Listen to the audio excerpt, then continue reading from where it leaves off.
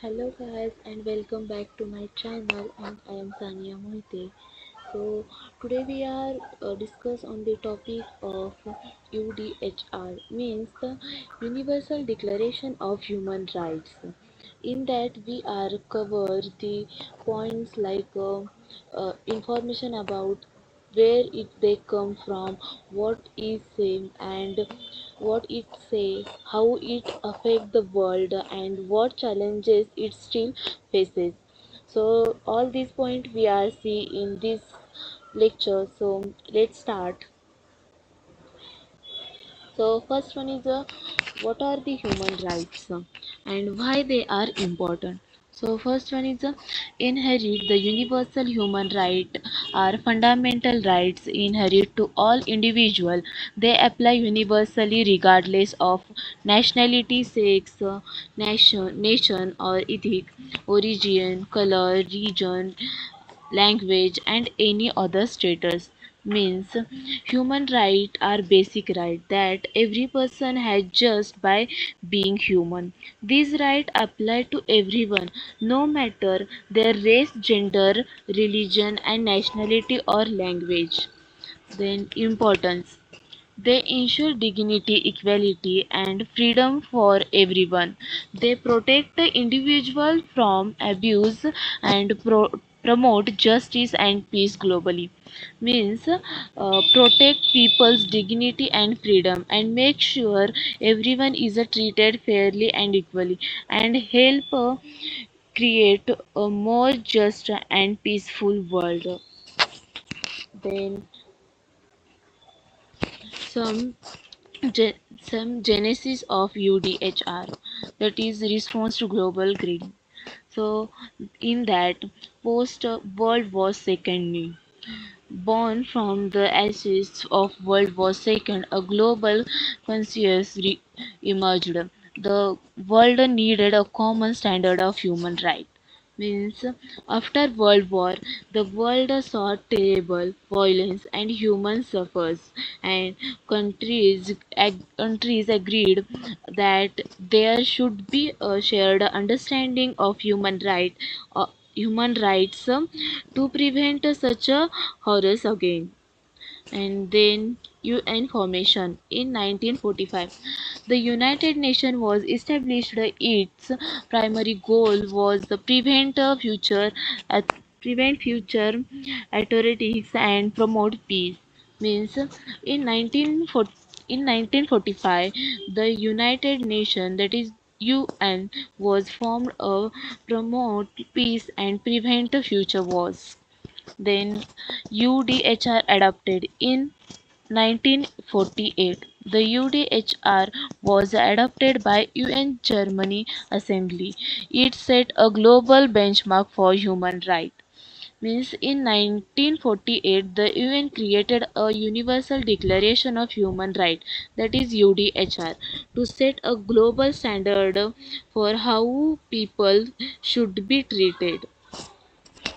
Then next one is some key articles of the UDHR. There are many articles in the UDHR, but we are see some key articles. For example, liberty, equality, and justice, and all etc. etc. So in that one, Article first is the freedom. All human beings are born free and equal in dignity and rights. Means all people born freely and equal, all have right to equality, and all have right to free to move anywhere, and everyone has a treated equally, and everyone has a right to freedom, right to free in anywhere. Then third article is the life and security. Everyone has a right to life, liberty, and security. Person means everyone has a right to live freely and safely, and uh, and everyone has a right to free as per their own choice. No one is a forces them to live like only, and everyone has a right to security and liberty also. So then Article number 19 is the expression. Everyone has the right to freedom of opinion and expression. Means everyone has a right to express their self, their own idea, their thoughts to all the peoples, and everyone has expressed their self in all the towards all the world. So everyone has a right to opinion, freedom of opinion, and express their thoughts freely. Then article number 26 is the education. Educational right. Everyone has a right to education promoting understanding and peace.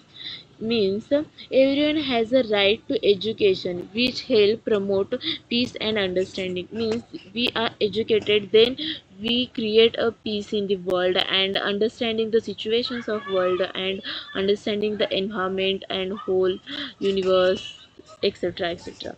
So there are some these articles. These are the key articles of the UDHR, which is seen. And then next one is UDHR in actions. There are success stories and ongoing challenges of UDHR. In that, first one is ending apartheid. The UDHR supported the global movement against apartheid in South Africa. Means it helped fight racial separation and injustice in South Africa. Then next one is a women rights. It inspired movements for gender equality and women's suffrage worldwide. Means it inspired a movement for gender equality. Means in all the men and women are treated equally. No one saying this is a woman, so differentiate them. So nothing is happen. All those women and men are treated equally in worldwide. Then current struggles, then challenges remain, including issue and poverty, discrimination, conflict. So they said the problems still exist today, like poverty, discrimination, and wars also. So they are the challenges of the UDHR. And the role of international organization and NGOs. Means we all know or heard about the NGOs. So in that, United Nations, the United Nations monitors human rights compliance and advocate for their protection globally. Means it keeps an eye on a countries and encouraging them to follow human rights. The next one is the Am- Amnesty International. That is, Amnesty champions human rights through research, advocacy, and direct action. Means investigate and fights for people whose rights are being violated. Means the rights if rights are violated, then the Amnesty International advocate the rights of that person. And next one is a human right vote. In investigate abuse and advocate for policies that promote human rights. Means exposes abuse and pushes for fair policies. Then last one is the Red Cross. The Red Cross protect a victim for armed conflict and other violences. Means help people affected by war and violences. The Red Cross is help the people who are affected. Then next one is the criticism and limitations of UDHR. So there are some limitations which is are first one in that is enforcement. The UDHR is not legally binding. Its enforcement relies on moral pursuits and state commitment. Means some say it show a Western, like a European and American values, and doesn't fit all the cultures.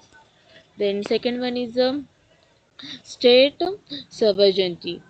in that the interface in state affairs and contentious issues, national sovereignty, and often conflict with human right intervention. Means sometimes governments don't want other telling them what to do, even if human rights are being violated. Then third one is the cultural relativism. Some argues it reflects the Western bias, not fully accommodating diverse culture values. Means some are says there is a Western culture and no to fit all the cultures likewise it is. So these are the some limitations of the UDHR, and then the future of human right.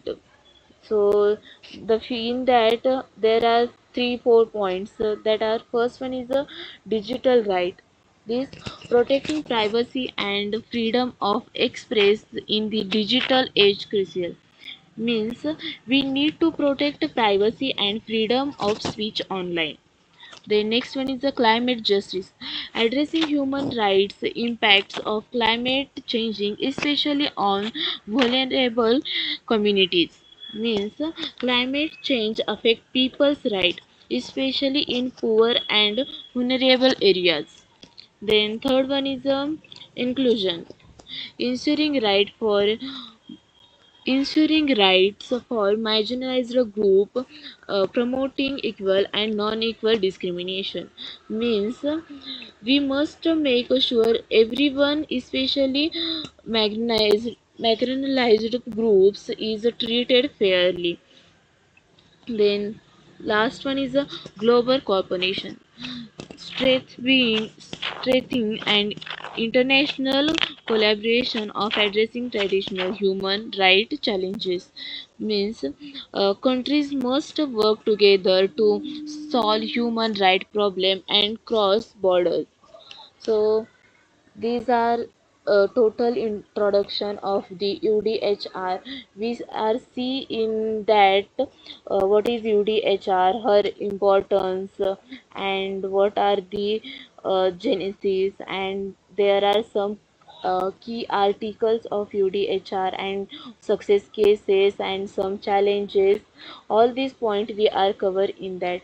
I hope you are understand what is the UDHR. So thank you.